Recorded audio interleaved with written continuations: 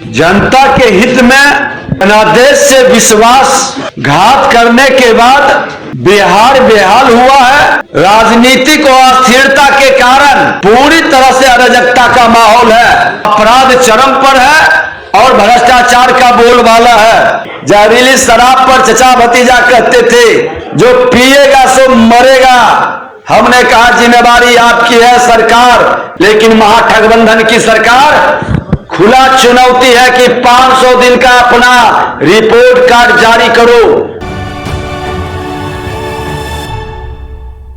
आज सशक्त विपक्ष का 500 दिन से ऊपर हुआ और 500 दिन पूरा होने के बाद हमने अपने विपक्ष की सशक्त भूमिका का और जनता के हित में जो कार्य हुए हैं, जनता के हित में जनादेश से विश्वासघात करने के बाद बिहार बेहाल हुआ है। महागठबंधन की सरकार, बिहार वासियों का भरोसा उठ चुका है। राजद के साथ मुख्यमंत्री नीतीश कुमार जी का अपराध भ्रष्टाचार से समझौता और दारूबंदी से बिहार बेहाल है। शराब की होम डिलीवरी अपराध को बढ़ा रहा। मैं बता दूं कि आज 500 दिन सशक्त विपक्ष का भूमिका निभाते हुए अपराध की ग्राफ इतना बढ़ा कि आज 341 जगह हम लोगों ने आपराधिक घटना से हुई मौत या अपराधियों के गोली से घायल, जहरीली शराब से हुई मौत, नरसंहार, जमीन के मामले पर कई ऐसी घटनाएं जिसके अंदर बिहार के अंदर हमने दौरा किया है और बिहार के अंदर अपराध भ्रष्टाचार को सदन से सड़क तक आज हजारों हत्या, अपराधियों की गोली से घायल होने वाले या मरने वाले की संख्या सरकार से बार बार हमने कहा, जितनी रिपोर्ट आ रही है, लोग बताते हैं, फोन करते हैं, 6000 से ज्यादा, 300 से ज्यादा तो व्यापारियों की हत्याएं हुआ है। पटना के जेठली, लखीसराय, नवादा, बेगूसराय सहित कई जगह नरसंहार हुआ।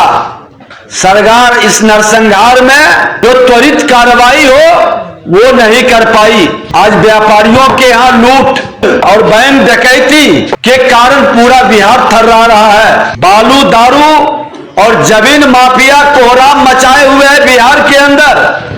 पिछले 1 वर्ष में बालू दारू माफिया समस्तीपुर, बेगूसराय, नवादा में 3 दारोगा की हत्या जमुई और आप सहरसा में देखा कि एक एसआई महिला को पेट्रोल छिड़क कर जलाने का प्रयास, और ये सारे लोग सत्ताधारी दल से जुड़े लोग थे। नरसंहार में हो या बालू, दारू और जमीन माफिया में, इन पर सरकार की कार्रवाई नहीं। केस को भटकाने का, लटकाने का सुनियोजित खेल। आज मंत्री इजराइल मंसूरी और राहुल सानी की हत्या पर एफआईआर नहीं होने देना। लखीसराय के अंदर हुए नरसंहार में जिस आरोप में एक व्यक्ति को जेल भेजा जाता है, दूसरे सत्ता से जुड़ा है, उसे बचा लिया जाता है। ये सरकार की सत्ता और विपक्ष की अलग अलग चश्मे से और अपराधियों पर में भी सत्ता और विपक्ष की अपराधी का भाव रखना, ये कहीं न कहीं अराजकता का माहौल खड़ा कर रहा है। आज इस माहौल के कारण बिहार में राजनीतिक अस्थिरता के कारण पूरी तरह से अराजकता का माहौल है। अपराध चरम पर है और भ्रष्टाचार का बोलबाला है। आज महिला उत्पीड़न का दलित महिलाओं के खिलाफ 300% की वृद्धि हुई है। दलित महिलाओं, बालिकाओं के साथ बलात्कार की 40 से ज्यादा घटनाएं पर पुलिस मूक दर्शक बनी है। आज पीरपैती में नीलम यादव का प्राइवेट पार्ट काट ले, दलित बच्ची से समस्तीपुर में बलात्कार करे और जीभ काट ले, अररिया के अंदर, आज गया के अंदर, बेगूसराय के अंदर नग्न किया जाए, और अभी फुलवारी के अंदर। ये कौन लोग हैं? अधिकतर सत्ता से जुड़े लोग हैं और इनको बचाने के लिए सरकार पूरी तरह से मामले को डाइवर्ट करती है और पुलिस पर दबाव बनता है, और पुलिस भी दहशत में है, क्योंकि पुलिस की भी अब हत्या होने लगी है। आज पूरी तरह से 90 के दशक में बिहार पहुंच चुका है। अपराध भ्रष्टाचार पर का प्रकाष्ठा यह है कि थाने से, अंचल से लेकर राज्य सचिवालय तक बिना रिश्वत का कोई काम नहीं हो रहा है। आज चचा भतीजा की सरकार में भाई भतीजावाद चरम पर है। एक तरफ कहते हैं मैं नियुक्ति दे रहा हूं, ये कैसी नियुक्ति है कि जब बिहार सरकार की सक्षम एजेंसी है, और सक्षम एजेंसी जब नियुक्ति करने के लिए तो फिर आउटसोर्सिंग से विधानसभा, विधान परिषद या और विभाग के अंदर क्यों हो रही है नियुक्ति? ये नियुक्ति में जो कमाई हो रही है किसके पास जा रहा है? भाई भतीजावाद, प्रतिभा का हनन करना। आज लगभग 3.25 लाख लोगों की नियुक्ति की व्यवस्था बिहार सरकार के अंदर जब एनडीए की सरकार थी, मुख्यमंत्री जी को जवाब देना चाहिए कि एनडीए सरकार में 4.25 लाख बहाली की प्रक्रिया शुरू ही नहीं हुई। प्रक्रिया को आगे बढ़ा करके उसको अमली जामा पहुंचाना था। आज 1.5 वर्ष के लगभग बीत चुका, क्यों 4.25 लाख की बहाली नहीं हुई? और जो कहते हैं कि मैं 2 लाख की बहाली किया है, वो बता दे कि 50,000 से ज्यादा लोग क्यों बैक हो गए? क्या कारण है? क्यों आपके नियुक्ति में लोगों को उत्साह नहीं है? और 4 लाख शिक्षकों को, जो नियोजित शिक्षक है, जो नौकरी पाए हुए थे, वो बिहार का बेटा था, आप उसको लटकाने, भटकाने, डिमोरलाइज करने, परेशान करने का क्यों खेल खेल रहे हैं? संविदा कर्मी पर अलग अलग विभाग के अंदर जो नौकरी कर रहा था उसको हटा करके नए वातावरण क्यों बना रहे हैं? ये सरकार को जवाब देनी चाहिए। सरकार की जन कल्याणकारी योजनाओं को लकवा मार गया है, विकास की गति ठहर गई है। आज सिर्फ तहसीलदारी और कमीशन खोरी की व्यवस्था की योजनाएं प्राथमिकता में है। आज 36,000 से ज्यादा हर घर नल का जल पहुंच नहीं पा रहा है। इसके अंदर जो भ्रष्टाचार हुआ, सदन से सड़क तक इस मामले को हमने उठाया। क्यों इस पर स्पेशल कमेटी नहीं गठित हुई? हमने मांग किया था कि हजारों करोड़ का ये घोटाला है। 7 निश्चय के कई योजनाओं में जल जीवन हरियाली के नाम पर जिस तरह से पैसे की लूट मचाई गई, इस पैसे की प्राथमिकता अगर जो हमारे विद्यालय के अंदर भवन बनाने में और अस्पताल बनाने में किया जाता तो शिक्षा, स्वास्थ्य आज बिहार का अव्वल होता, बदहाल स्थिति में नहीं रहता। सरकार को जवाब देनी चाहिए। आज सत्ता और कुर्सी बचाने के लिए बिहार को जिस तरह से राजनीतिक अस्थिरता का शिकार बनाया गया है, विकास की गति तो ठहर ही गई, अपराधियों का मनोबल इतना कैसे बढ़ रहा है, और प्रशासन में बैठे लोग सिर्फ खाना पूर्ति कर रहे हैं। कहीं ना कहीं सरकार का आज जो पुल गिरा था 1700 करोड़ से ज्यादा लागत की अगवानी सुल्तानगंज पुल, उस भ्रष्टाचारी पदाधिकारी को आप पुरस्कृत क्यों किए?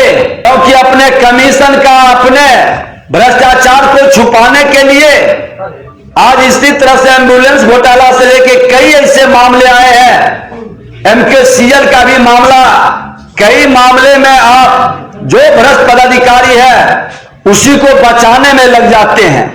आपने देखा कि बीपीएस सिंह के अंदर बहाली में पेपर लीक के मामले में आपने सचिव को हटाया।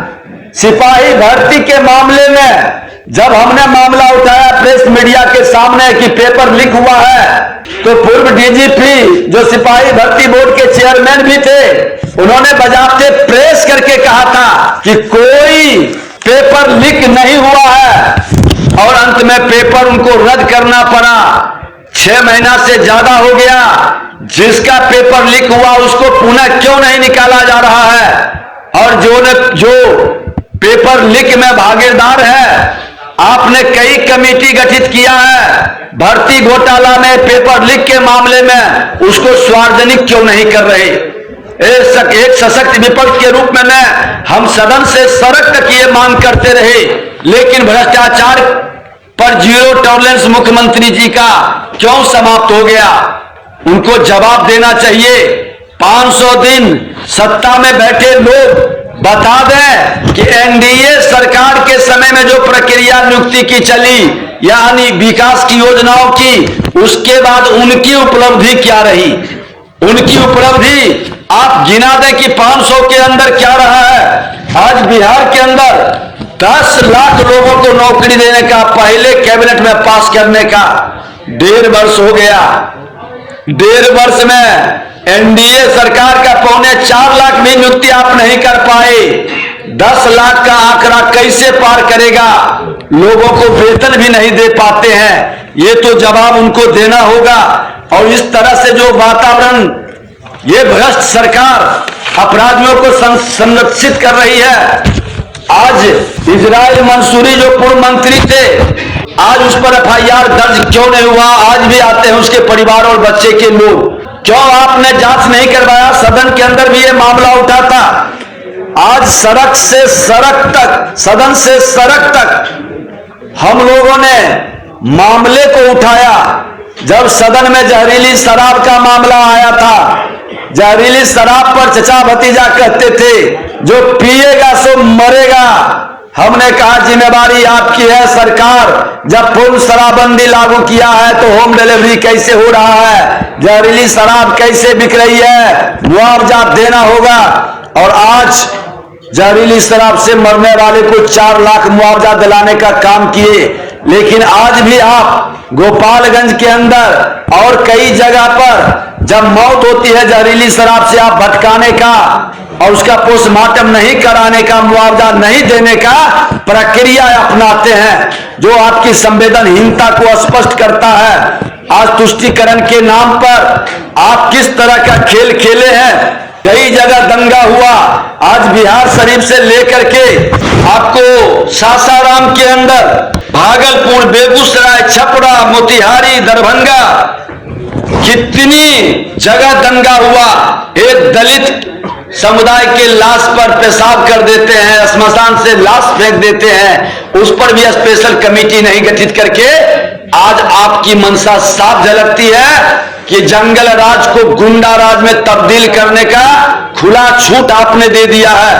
आज दलित उत्पीड़न दरभंगा के अंदर, समस्तीपुर के अंदर, बेगूसराय के अंदर, अररिया के अंदर, फुलवारी शरीफ के अंदर आप उस पर कोई रिपोर्ट कार्ड जारी नहीं कर सकते। आप जो आरोप लगाया गया उस पर आपकी कोई जवाब नहीं आता है, न कोई आपके सरकार के मंत्री आंसू पोंछने जाते हैं। आखिर क्यों? 500 दिन के अंदर जो आपकी उपलब्धि रही है, ये उपलब्धि पूरी तरह से बिहार को डरा रहा है। बिहार के लोग दहशत में है। आपका आंगनबाड़ी सेविका सहायिका को लाठियों से आपने पीटा था, सदन में हमने उठाया था। उसके मानदेय बढ़ाने के लिए आपको विवश होकर के मानदेय बढ़ाए, लेकिन उसको अपमानित कर करके, उसको लाठियों से पीट कर करके केंद्र सरकार की दी हुई पैसे और योजनाओं का आप सही ढंग से सदुपयोग नहीं कर पाते हैं। आज बिहार के अंदर केंद्र की कई योजनाओं का लाभ से यहाँ के लोग वंचित हैं, आपके प्रशासन की अकर्मण्यता और सरकार की उदासीनता के कारण।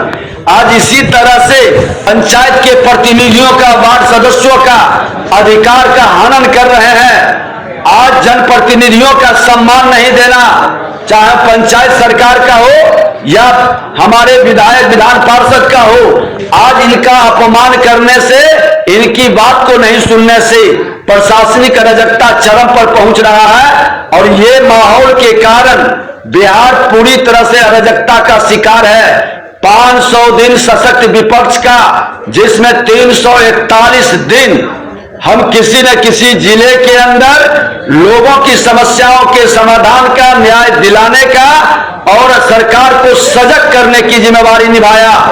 लेकिन महागठबंधन की सरकार खुला चुनौती है कि 500 दिन का अपना रिपोर्ट कार्ड जारी करो। जो आपके रीजन में कितनी बहाली की प्रक्रिया आपने शुरू किया, कितने संविदा कर्मी नियोजित लोगों को आपने स्थायीकरण की व्यवस्था बनाया, अपराध भ्रष्टाचार पर आपने कितना अंकुश लगाया, ये जवाब देना चाहिए। ये सरकार को नैतिकता के आधार पर नरसंहार कराने की मानसिकता रखने वाले को सत्ता में बने रहने का कोई औचित्य नहीं है। लोगों के बीच घृणा और नफरत का भाव पैदा करके समाज को भ्रमित करने का खेल खेल रहे हैं। ये सरकार के विरुद्ध 500 दिन के बाद अब विपक्ष फिर से सड़क से, अब सदन की जो अगले सदन आएगी उसमें हम लड़ाई लड़ेंगे। 19 तारीख को विधानमंडल दल की हम बैठक करने जा रहे हैं और पूरी रणनीति हम 19 तारीख को बनाएंगे। ये भ्रष्ट अपराधियों को संरक्षित करने वाले सरकार के विरुद्ध में बिहार के जनता की आवाज को सदन के अंदर रखेंगे। हम लोग खुल करके बिहार के अंदर महामहिम राज्यपाल महोदय से कहा था, हस्तक्षेप करें, भ्रष्टाचार चरम पर है, अपराध चरम पर है, प्रशासनिक अराजकता का शिकार है बिहार। हमने खुल करके मांग किया है और सच्चाई भी है। आज हमने जो 500 दिन का कार्ड जारी किया है कि कितने अपराध का आप सब लोग के माध्यम से, और बहुत सारे अपराध तो सच्चाई है कि दर्ज नहीं होता है, छुपाया जाता है। हमने तो खुल के मांग किया है कि हस्तक्षेप महामहिम राज्यपाल महोदय करें। विजय जी, आपने युवाओं के रोजगार और उसमें हो रहे भ्रष्टाचार के बारे में बात की। एनआईओएस से डीएलईडी जो अभ्यर्थी किए हुए हैं, 14 लाख का भविष्य खतरे में है। क्या गैजेट में शामिल करने की मांग करें, क्या कहेंगे? बिहार अराजकता का शिकार है। बिहार में ये राजद के जंगल राज के भ्रष्टाचारी मानसिकता के लोग गुंडा राज में तब्दील कर रहा है और ये सुधरने वाले नहीं है। जिसकी जैसी सोच होती है वो उसी तरह के काम करते हैं। नेचर और सिग्नेचर नहीं बदलता है।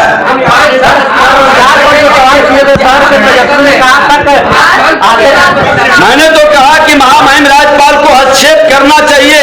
और आपको जानकारी दे दें कि भर्ती के नाम पर जो घोटाला आज विधानसभा विधान परिषद के अंदर कई विभाग में हुआ है, हमने खुल करके राज्यपाल महोदय को लिखित पत्र भी भेजा है कि आप हस्तक्षेप करिए।